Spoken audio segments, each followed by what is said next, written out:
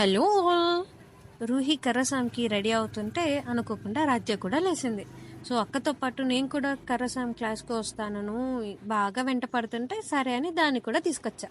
అయితే ఇక్కడికి వచ్చాక అందరిని చూడడం మానేసి వాళ్ళ అక్కనే అబ్జర్వ్ చేస్తూ అలా చూస్తా ఉంది. ఏంటబ్బా ఇంతగా చూస్తుంది అనుకున్నా. రూహి వాళ్ళ మాస్టర్ అక్కడ కొన్ని స్టిక్స్ పెట్టారు న్యూ అడ్మిషన్స్ కోసం.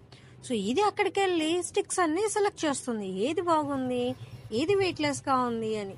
అయితే నేనేమనుకున్నా, ఊరికే స్టిక్స్ ఎత్తుతుంది, కింద వేస్తుందేమో, పట్టుకుందామని చెప్పి నేను తీసుకుందామని చేపెట్టా.